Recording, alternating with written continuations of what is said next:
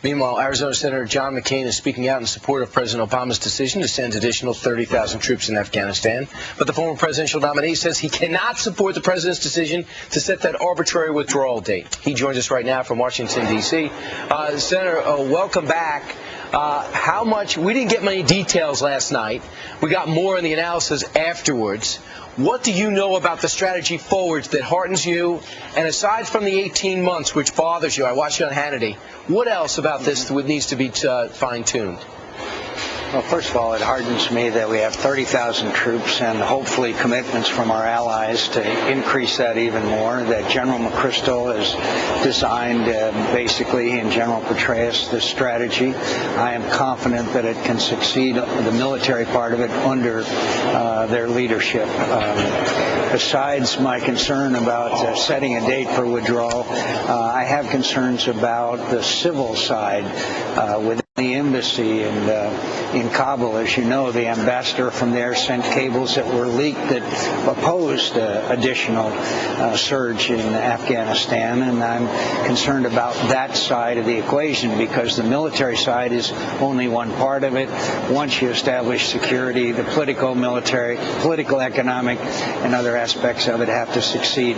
That requires a good plan. Sure. It also requires, Senator, a good partner.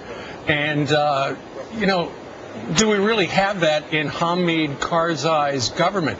There's so much corruption over there, and there's rampant drug trade, but there's not much we can do about that. Are you optimistic about that angle?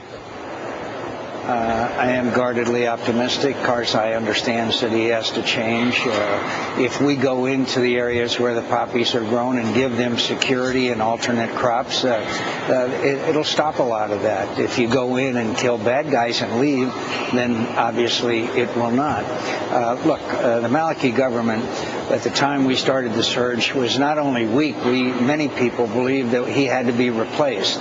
Nothing succeeds like success, my friends, and Karzai also understands that if we fail and the Taliban take over, he will no longer be the president of the country, to say the least. Good point.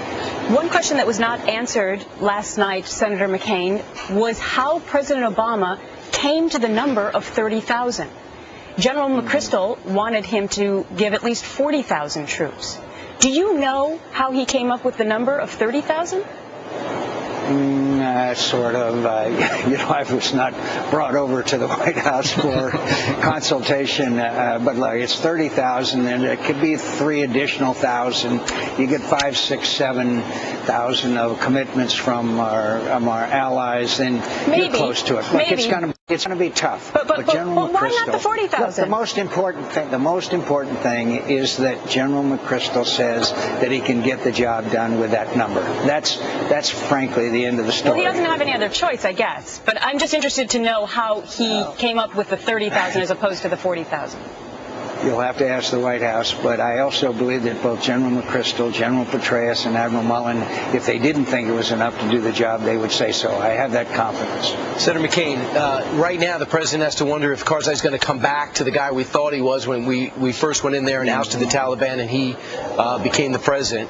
In the meantime, there's talk of putting almost this Afghani CEO in charge, overseeing the ministries, checking out the corruption, seeing how everything's going. What do you know about that? Do you see it working?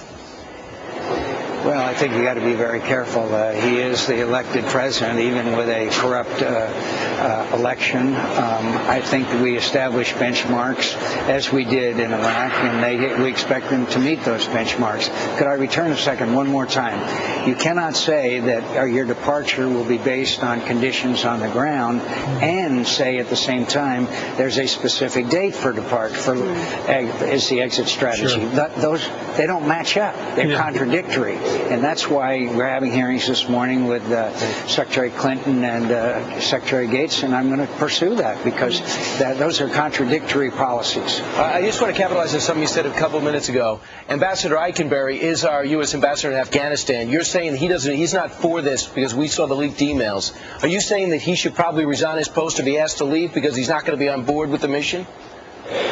or we have to be convinced that he is on board and that he and General McChrystal can work very closely together. One of the reasons for the success we achieved in Iraq was because of the relationship between Ambassador Crocker and General Petraeus. It was superb. All right. The same question could be asked of the Vice President because he wasn't on board with it either, but that's for another time. Senator John McCain, thank you so much for your time this morning. Thanks for having me on. I believe this will succeed. I'm concerned about the, quote, date for withdrawal, but I have great confidence in the men and women who are serving. As do we. We hope so, too. Thanks, Senator. All right.